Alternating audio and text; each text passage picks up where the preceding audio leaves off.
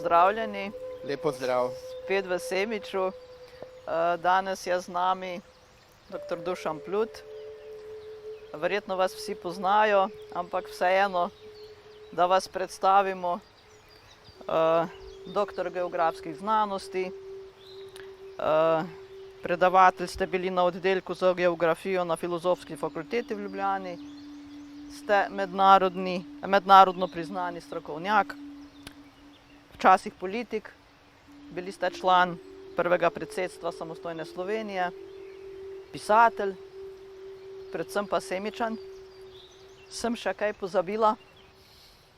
Ne, pravzaprav nič. Meni je v ponos in zadovoljstvo, da sem Semičar, kot smo rekli. Super. In tudi to, da sem Belokranjec. Ja. Imate lepe spomine na otroštvo, na Semič? Ja, v tej starosti se seveda že malo nostalgično spominjam otroških in mladostnih let, ki sem jih preživel v Semiču. To so bili res izjemno lepi trenutki. Takrat je bilo otroštvo drugačno, kot je danes. Praktično ni bilo televizije, ni bilo računalnikov, ni bilo pametnih telefonov in otroci smo se na veliko družili, v svoj prosti čas preživeli zunaj, prijateljevali. Imel sem izjemno tople prijatelje, ki nas je družilo marsikaj, predvsem, bom rekel, šport. Zame je bilo športno igrišče, ki je bilo zraven šole, kjer smo stanovali, najbolj prosvetljen košček našega planeta. Če je bila kakršnakoli prilika, sem ga tam preživel.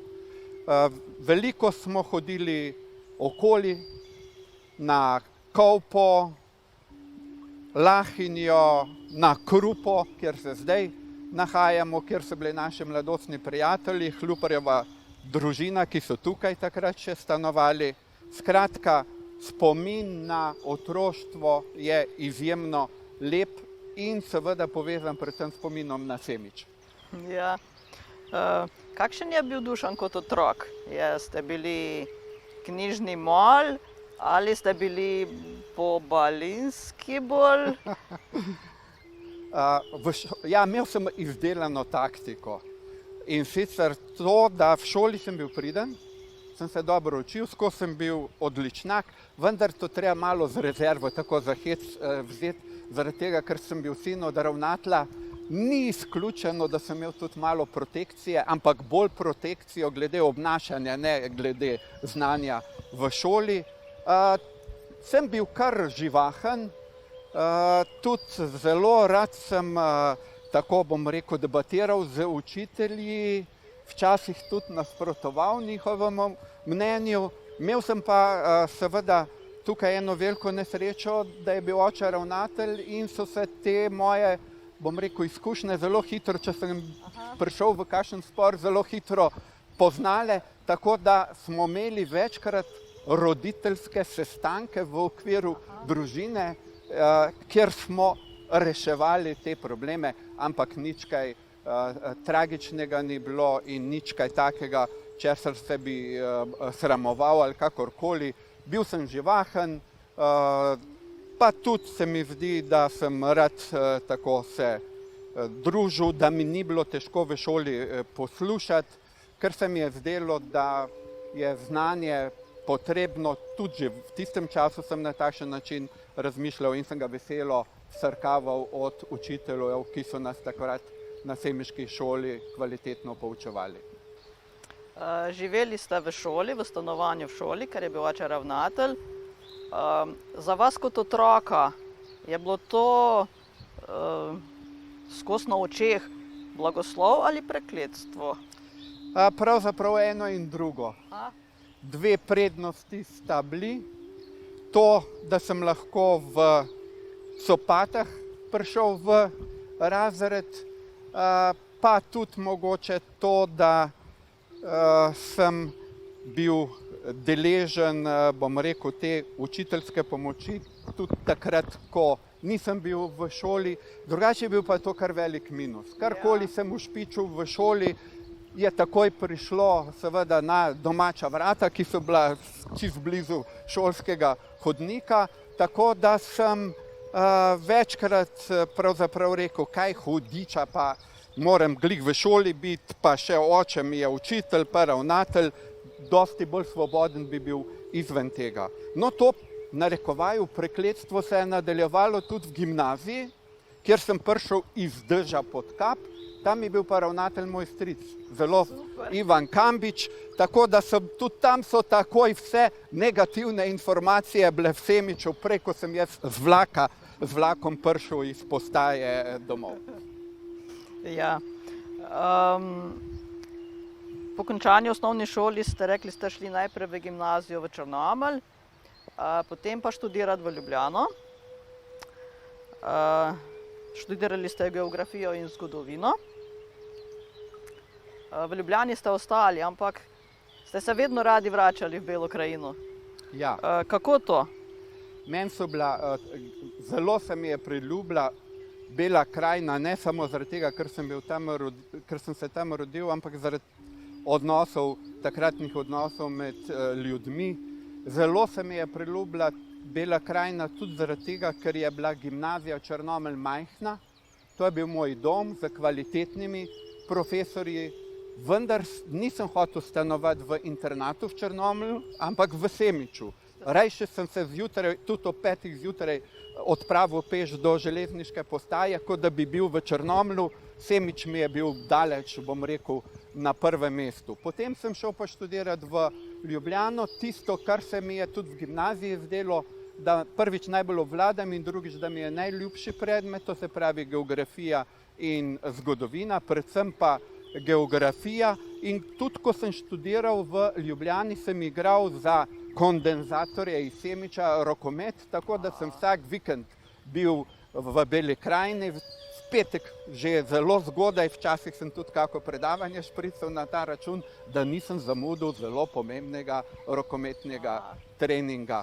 Kasneje pa sem bil povezan z Belo krajino potem, da sem delal seminarsko nalogo, ekološki pogoji za belokranjsko vinogradništvo. To je bila prva naloga, ki sem je naredil, in če se malo pohvalim, sem dobil Prešernovo študentsko nagrado. To mi je bila posebna spodbuda, da sem še naprej proučeval Belo krajino. Naredil sem tudi doktorat vode v Beli krajini, prav zato, da nekako vrnem tej pokrajini, v kateri sem preživel tako lepo otroštvo in mladost, da je nekaj vrnem v narekovaju moralno, tako tudi zaradi sebe.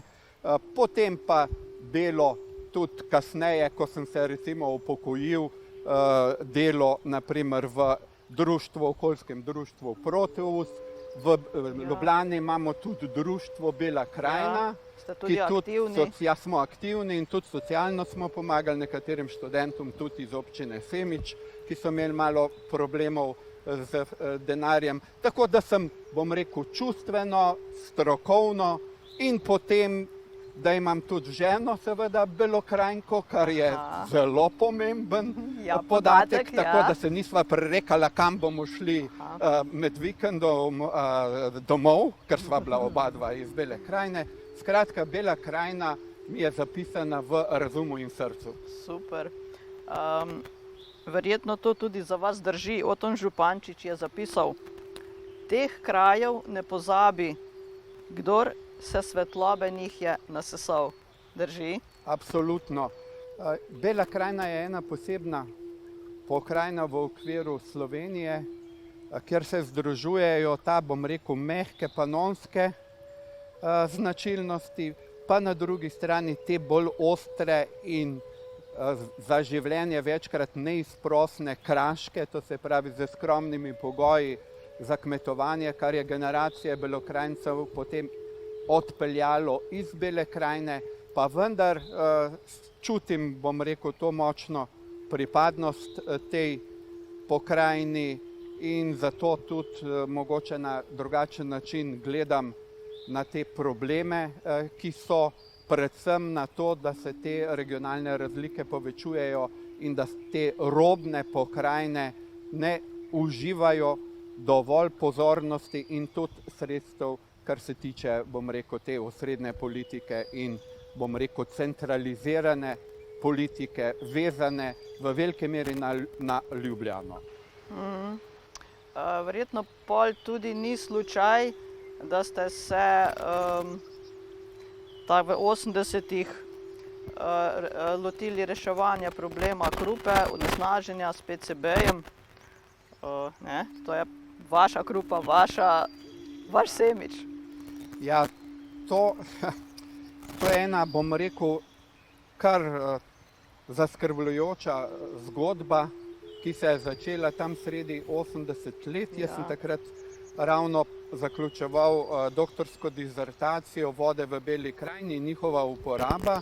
In ko sem imel že praktično vse izdelano in ta naš kraški izvir, krupski, postavil v ospredje kot tisto srednji vodni vir Bele krajine za celotno varno oskrbo cele Bele krajine, sem prišel, dolga zgodba, da malo skrajšam, do podatkov o tem, da je ta voda zelo, bom rekel, onesnažena z polikloriranimi bifenili. Zakaj je bilo to zame zelo težko? Zaradi tega, ker je pač posledica tega onesnaženosti je v ravnanju, takratnemu ravnanju vodilnih v Iskri Semič, ki pa je bila, ker sem sam tudi rokomet igral, kondenzatorji, torej je prispevala za vse socialne dejavnosti, od šole, gasilskih društev, športnih društev. Bila je najbolj socialna tovarna v celotni Beli krajini.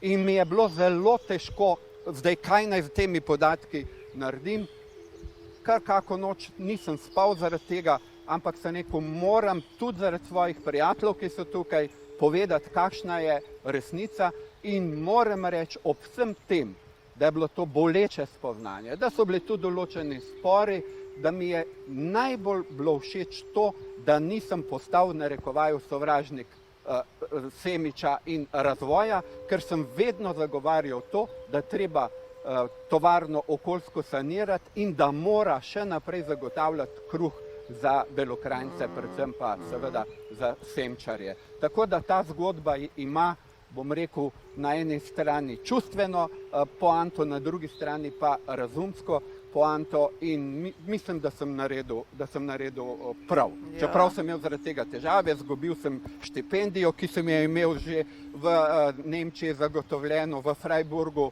ampak mislim, da je bila ta cena, da jo je bilo treba plačati.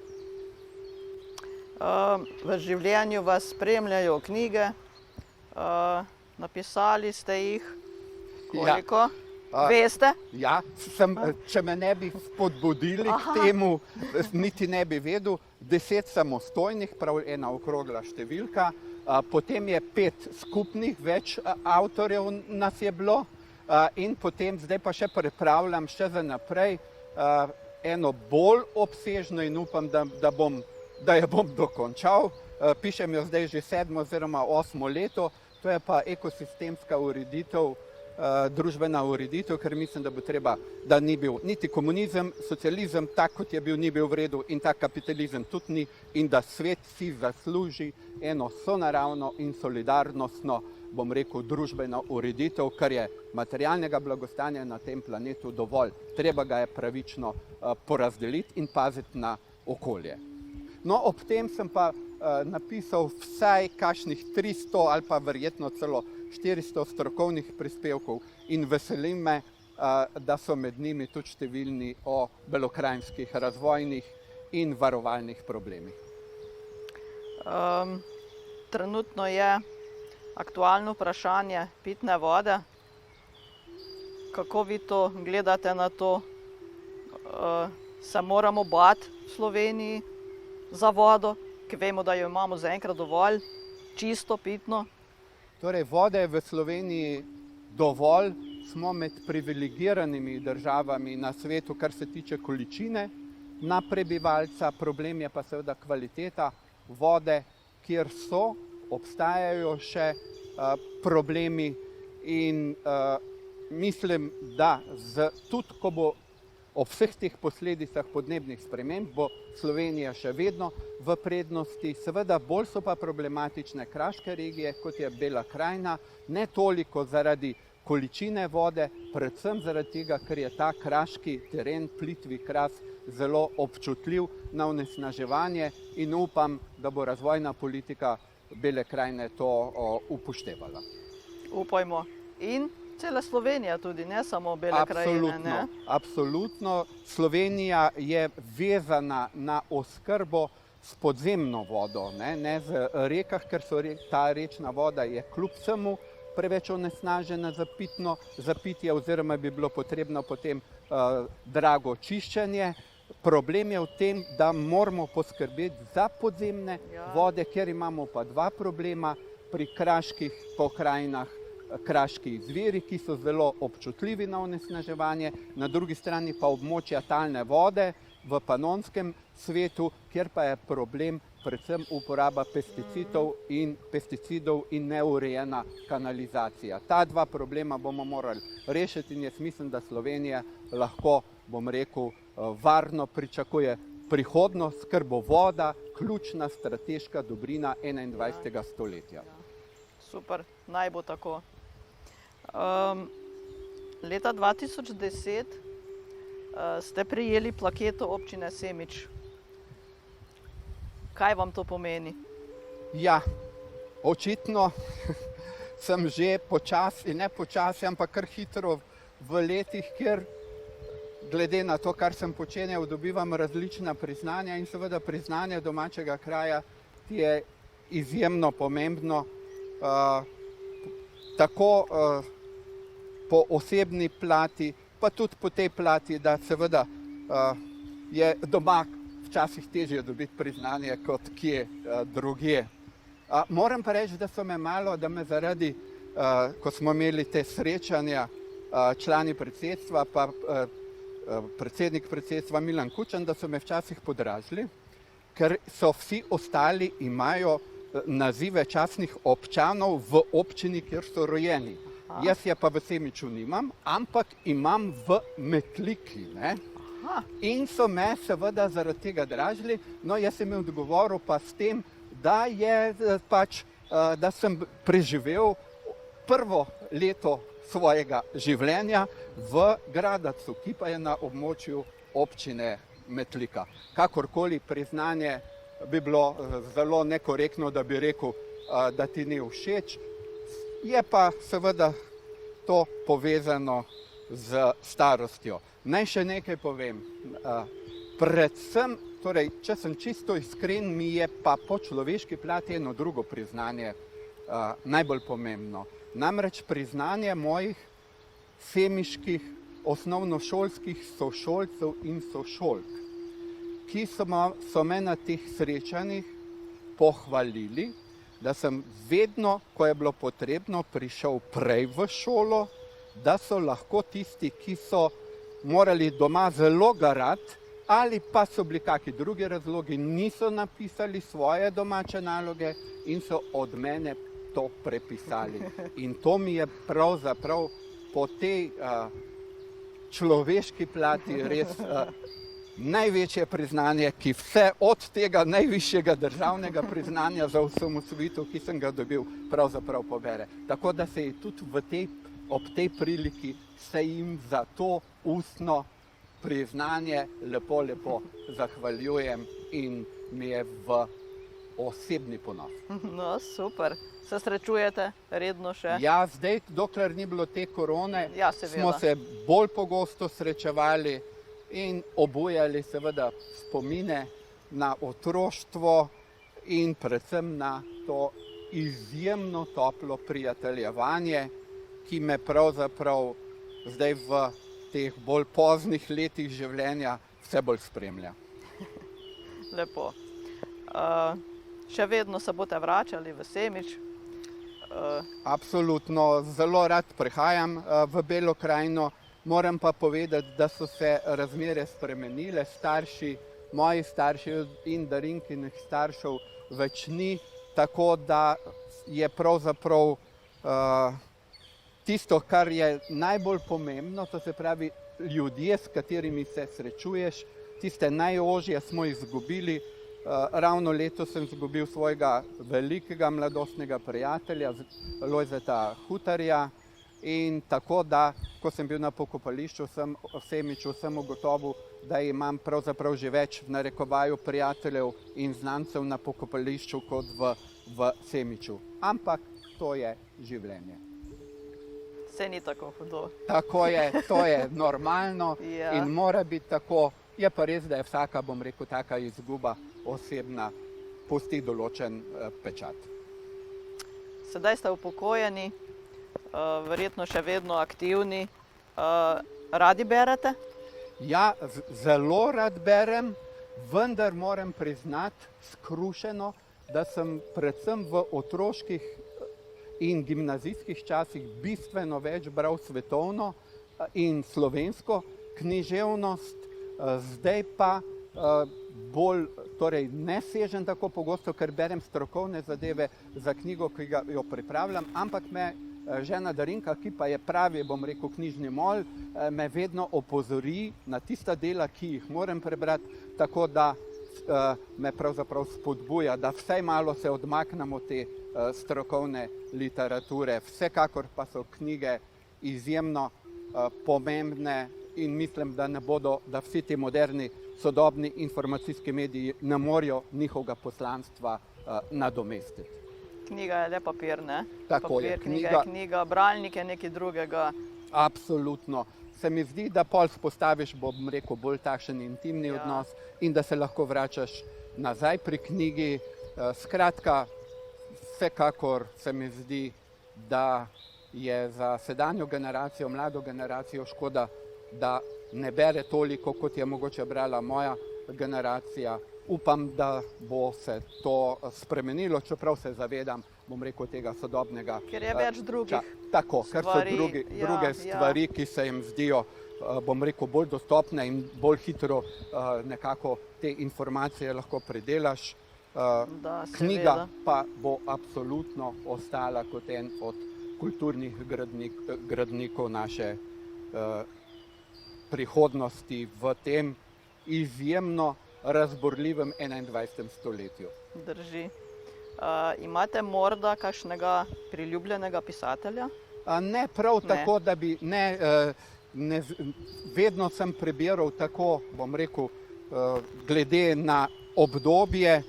Vem, da so mi bili zelo všeč v otroškem obdobju junaki, različni junaki, naprimer Winnetou, potem Poslednji Mohikanec, Robin Hood, Martin Krpan. Potem pa seveda se zadeva v puberteti, so mi bili zelo všeč kakšni ljubezenski romani. No, potem v gimnaziji sem pa prebiral vse te svetovne in slovenske klasike.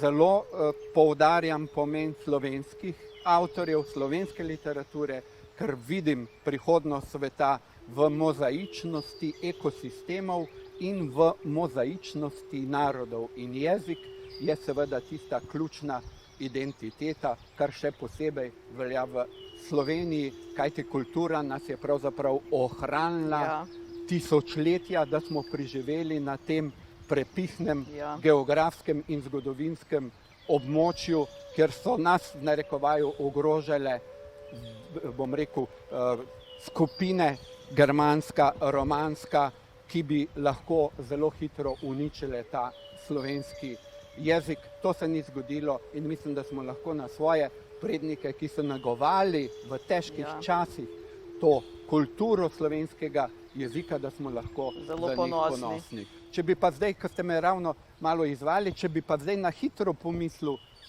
katere misli so mi pa največ v sebi pustile od vseh teh avtorjev, bi se pa vrnil na Srečka Kosovela, ki je živel samo 22 let, vendar so njegove pesmi tako, bom rekel, genialne. V enem stavku pove več, kot sem jaz povedal, mogoče v kateri od tistih 10 knjig, ki sem jih prej omenil. No, ko smo ravno v knjižnici, želim vam uspešno delo na vaši knjigi. Hvala. Morda imamo tudi predstavitev kdaj v knjižnici. Zakaj pa ne? Absolutno upam, da mi bo uspelo zaključiti to delo.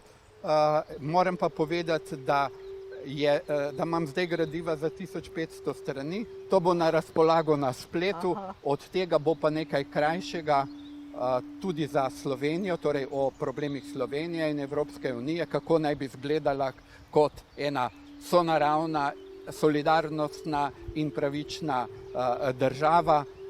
To bo pa krajše na kakšnih 200 strani. Morda bom pa potem še kaj krajšega napisal, odvisno od razpoloženja, predvsem pa od mentalne in fizične kondicije.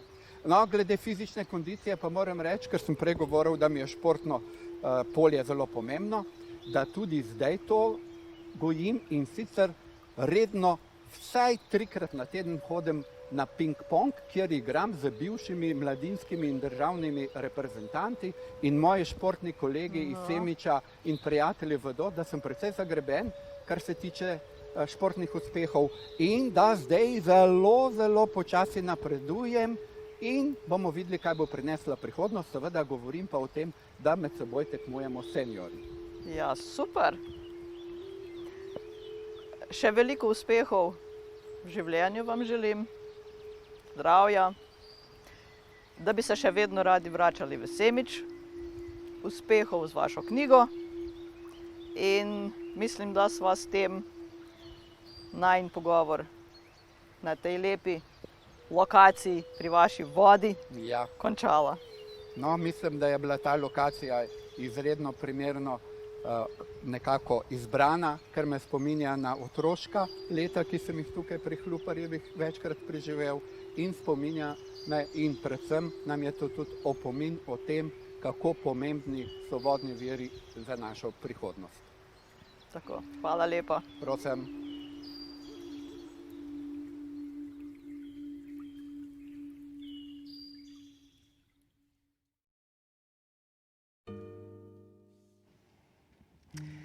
Kako sem jaz pri svojem dolgoletnem delu na občini dojemala profesor dr. Dušana Pluta? Iskreno in pošteno povem, da je Dušan zelo topla in prijazna oseba, ki se ne ponaša s svojim doktorskim nazivom, da bi ga okolica dojemala kot nekaj več. Pač pa prav do vsakega izraža spoštovanje in iskreno zanimanje za morebitne njegove prošnje ali izzive. Ko si mlad in še začetnik, kot sem bila jaz leta 2000, potem ti to res veliko pomeni in tega zlepa ne pozabiš.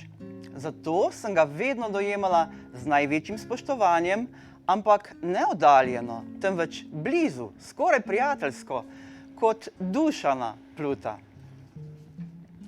Dušan zna svoj naziv nositi kot človek z veliko začetnico in ne skriva, da je po srcu še vedno Semičan. Z veseljem in največjo odgovornostjo se vključuje v razvoj naše občine.